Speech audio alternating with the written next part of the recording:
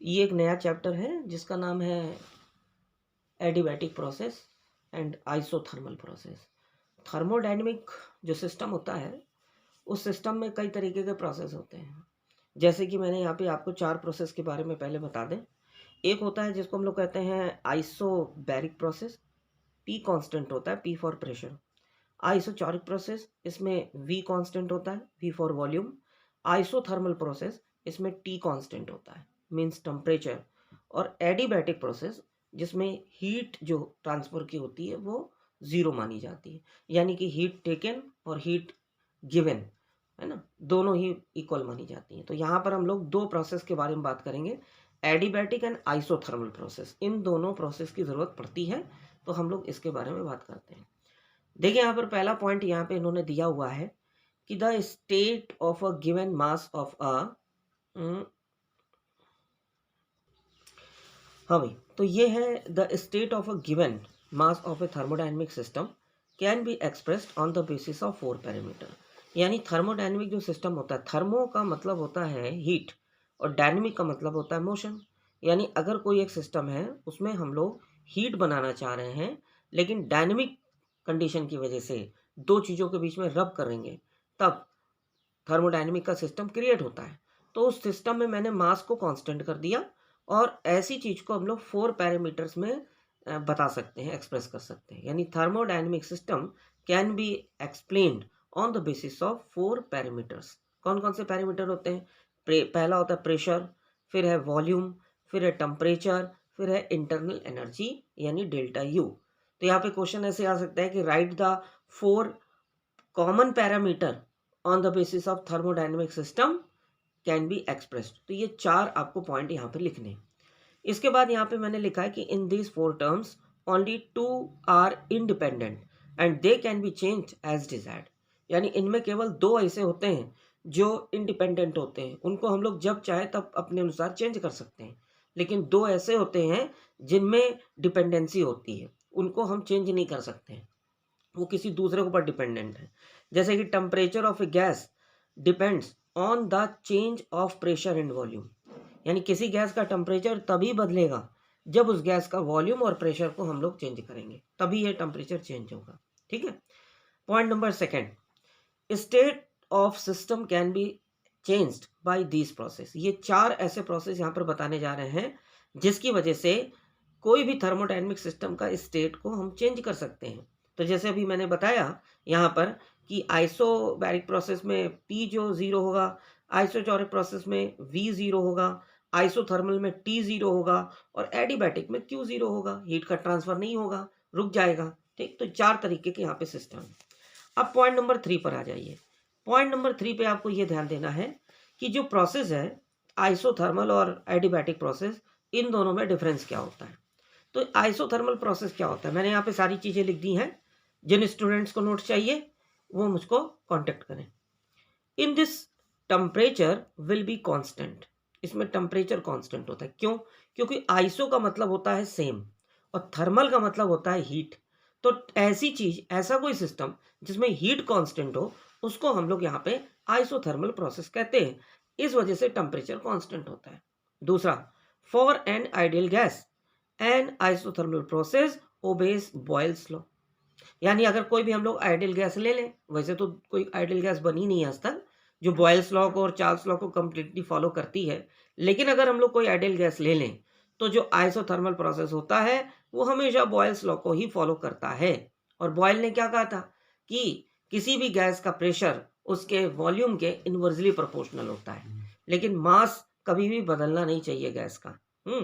तो for a given mass of a gas at constant temperature PV is equal to constant. ये भी boils का law है कि प्रेशर का और वॉल्यूम का जो प्रोडक्ट होता है वो हमेशा कांस्टेंट के बराबर होता है। ये भी बॉयल्स का लॉ है। अगर हम लोग यहाँ पे ध्यान दें, internal energy of an ideal gas depends only upon the temperature. किसी भी गैस की, अगर हम लोग कोई भी गैस की बात करें, लेकिन यहाँ पर हम लोग आइडियल गैस की लेके चल रहे हैं, तो आइडियल गैस की इंटरनल एनर्जी केवल और केवल डिपेंड करती है टेम्परेचर पर।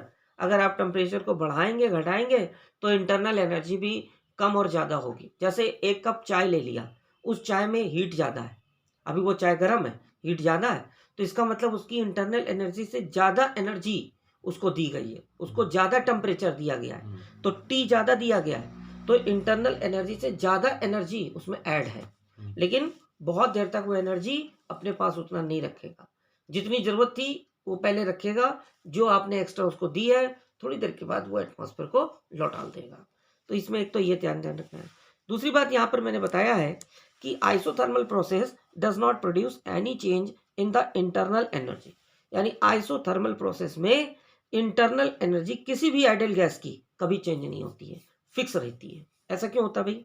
देखिए, आइसोथर्मल प्रोसेस एक ऐसा प्रोसेस है जिसमें टेम्परेचर कांस्टेंट माना गया है। टेम्परेचर कांस्टेंट इसलिए है क्योंकि आइसो का मतलब सेम और थर्मल का मतलब हीट, तो टेम्परेचर बिल्कुल कांस्टेंट रहेगा। तो टेम्परेचर अगर कांस्टेंट रहेगा तो मान लीजिए आपने कोई पानी लिया, तो जैसा वो पानी है अगर हम उसका टेम्परेचर कांस्टेंट कर दें तो ना तो पानी वो वेपर में बदलेगा और ना ही पानी वो बर्फ में बदलेगा। यानी अगर आप उसका टेम्परेचर कम करेंगे तो इसका मतलब है कि वो बर्फ में चेंज हो जाएगा। अगर आप उसका टेम्परेचर ज़्यादा करेंगे तो इसका मीनिंग है कि वो वेपर में चेंज हो जाएगा। लेकिन हम लोग ऐसा कुछ कर ही नहीं रहे हैं क्योंकि ये प्रोसेस आइसोथर्मल प्रोसेस है। ओके, देन एडिबैटिक प्रोसेस क्या होता है, इस पर ध्यान दे लीजिए। एडिबैटिक प्रोसेस में नो एक्सचेंज ऑफ हीट, यानी ना तो हीट का कोई एक्सचेंज होता है, हीट ना तो ली जाती है ना दी जाती है। Take place between the system and the surrounding, ना तो हीट सिस्टम से सराउंडिंग की तरफ जाएगी और ना ही सराउंडिंग से सिस्टम की तरफ जाएगी। ये हमारा एडिबैटिक प्रोसेस है। चलिए page number 2, point number 4, page number 2 पे पॉइंट नंबर 4 देखते हैं। यहाँ पर बताया गया है कि for an adiabatic process it is compulsory that the system be perfectly insulated from the surrounding, यानी एक ऐसा आपको सिस्टम लेना है जिसके अंदर गैस भरनी है ताकि वो गैस का कांटेक्ट बाहर के एटमॉस्फेयर के साथ ना हो पाए, और अगर हो गया तो फिर इसका मतलब है कि वो अपना टेम्परेचर घटा लेगा या फिर बढ़ा लेगा, कुछ भी हो सकता है। तो फिर ये चीज़ नहीं होनी चाहिए। बट इन प्रैक्टिस, ये तो जनरली केस था, मतलब एक आइडियल केस है। प्रैक्टिकल में क्या होता है, there is no material which is perfectly insulated. आज तक कोई ऐसा मटीरियल नहीं बना है जो परफेक्टली इंसुलेटेड हो, तो perfect adiabatic process is impossible. ये क्वेश्चन कई बार पूछा जाता है 2 मार्क्स का कि परफेक्ट एडिबैटिक प्रोसेस इम्पॉसिबल क्यों होता है, पॉसिबल क्यों नहीं होता है, तो इसका आंसर ये ऊपर लिखा हुआ है। In the case of rapid process, rapid process मतलब ऐसा प्रोसेस कि बस वर्क हुआ और इधर हीट बन गई।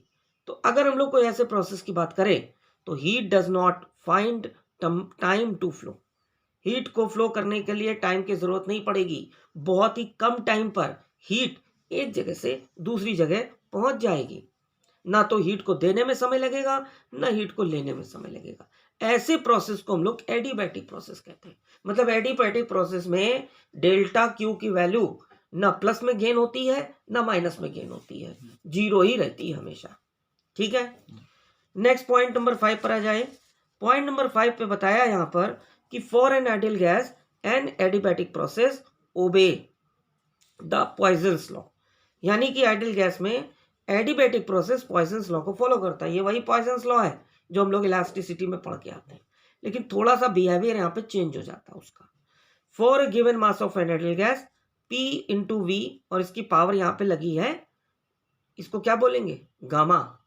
P into V power gamma हमेशा कांस्टेंट होता है, और गामा क्या है, ratio of 2 specific heat Cp और Cv का, यानी gamma is equal to Cp upon Cv।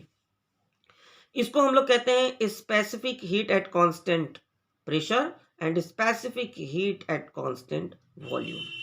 अब देखिए, हम लोग जानते हैं कि PV is equal to RT होता है, तो आप P की वैल्यू निकाल लीजिए उससे, RT अपॉन V, और इसमें P की जगह पे ये वैल्यू पुट कर लीजिए। तो यहाँ पर बचेगा V की पावर लैम्डा, और ये बन जाएगा इस तरीके का क्वेश्चन। अब ये जब ऊपर जाएगा तो पावर इसके साथ माइनस होगी, ये यहाँ पे आपको मिल जाएगा आंसर इसका। R वैसे भी कांस्टेंट होता है, तो T इंटू वी की पावर लैम्डा, मतलब यहाँ पे सॉरी ये हो गया जाकर के आपका गामा, लैम्डा नहीं, गामा -1 कांस्टेंट के बराबर होगा। दूसरी इक्वेशन ये हो जाती है। V is equal to RT upon P, ये कहाँ से आया, वही P is equal to PV is equal to RT से। इन द इक्वेशन में आप पुट कर सकते हैं, इस वाली इक्वेशन में। तो आपको यहाँ पर P ब्रैकेट में R into T upon P इसकी power gamma is equal to constant. तो इसमें आप क्या करेंगे, R यहाँ पर भी कॉन्स्टेंट है। तो आप यहाँ पे लिख सकते हैं कि T की पावर गामा को तो ऐसे लिख दीजिए, नीचे है P की पावर गामा, ऊपर है P की पावर 1। ठीक है, तो जब ये नीचे आएगा तो बन जाएगा P की पावर गामा -1। ओके, मतलब यहाँ पर हो गया कि ये P जब अंदर जाएगा इसके, या मल्टीप्लाई मान लीजिए ना करिए, ऐसे रख करें तो 1 अपॉन पी, और P की पावर हो जाएगा गामा, 1 अपॉन पी की पावर गामा, और ये जब ऊपर जाएगा तो इसके साथ -1 लग जाएगा। ठीक है, ये इस तरीके से कांस्टेंट के बराबर होगा। अब यहाँ पे आ जाइए पॉइंट नंबर 6 पर। इसमें बताया ये गया है, ये डेरिवेशन बहुत आता है बोर्ड में, मोस्ट इंपॉर्टेंट है, कि work done on an ideal gas in isothermal compression. दो तरीके से ये डेरिवेशन पूछा जाता है। एक डेरिवेशन होता है work done on an ideal gas in isothermal process, है ना, या फिर अभी पीछे आएगा एडिबैटिक प्रोसेस। तो देखिए सबसे पहले इसमें क्या करना है, in the condition of isothermal compression. Isothermal का मतलब हम बता चुके हैं, जिसमें टेम्परेचर कांस्टेंट होता है। कंप्रेशन का मतलब है दबाव, जिसमें ऑब्जेक्ट को या गैस को कंप्रेस किया जा रहा है। तो in the condition of isothermal compression in an ideal gas work is done on the gas. Work जो होता है वो गैस पे होता है। सपोज करिए mu moles of an ideal gas at a constant absolute temperature पर हमने लिया है और उसको कंप्रेस किया है। वॉल्यूम पहले V1 था, बाद में वॉल्यूम V2 हो गया है। तो हम लोग पता लगाएंगे कि कितना वर्क डन हुआ है गैस पर। तो W इज इक्वल टू इसकी लोअर लिमिट V1 है, अपर लिमिट इसकी V2 है, यहाँ पर हो गया P डॉट DV। अब इसको हम लोग इंटीग्रेट करके हैं आगे की तरफ इसको स्टार्ट करेंगे। तो ये आप देखिए यहाँ पर क्या मिलेगा आपको, यहाँ पर मिल जाएगा जा करके कि यहाँ पर जो P है, P is the instantaneous pressure of the gas during instantaneous expansion DV। यानी DV जो है वो एक इंस्टेंटेनियस एक्सपेंशन है, तुरंत होने वाला एक्सपेंशन, जिसको हम लोग शॉर्ट फॉर्म में DV कहते हैं, और इंस्टेंटेनियस प्रेशर को P ले लेते हैं। तो PV is equal to mu R T formula होता है ना आइडियल गैस का। यहाँ पे आपने P की वैल्यू निकाली तो V को नीचे भेज दिया। फिर उसके बाद अभी हम लोग पीछे पढ़ के आ रहे हैं कि W is equal to integral V1 V2 P dot DV। तो यहाँ पे क्या करते हैं, इस P की वैल्यू ये वाली जो आई है इसको उठा के इस P की जगह पे यहाँ पे रख दीजिए, RT अपॉन V, फिर म्यू डॉट DV। उसके बाद इसमें से म्यू RT बाहर ले लीजिए, इसकी लोअर लिमिट हो गई V1, अपर लिमिट हो गई V2, DV अपॉन V। और इसको सॉल्व किया तो यहाँ पे लॉग लग गया, मैथ्स लगी हुई है यहाँ पे, log E V2 upon V1। इसको ऐसे ही लर्न करना पड़ेगा, बायो स्टूडेंट को ऐसे ही लर्न करना है, मैथ वालों को इसका रीजन पता होगा। ठीक है, नाउ अब यहाँ पे देखिए बॉयल्स ने कहा था P1 V1 is equal to P2 V2, तो V2 upon V1 is equal to P1 upon P2। तो इसलिए हम लोग यहाँ पर क्या करेंगे भाई, W is equal to mu R T को ऐसे लिख दीजिए, लॉग V2 अपॉन V1 लिख सकते हैं, या फिर यहाँ पे P1 अपॉन P2 लिख सकते हैं, क्योंकि P और V एक दूसरे के रेसिप्रोकल होते हैं, है ना। तो हमारे पास W की ये दोनों इक्वेशन यहाँ पर तैयार हो जाती है।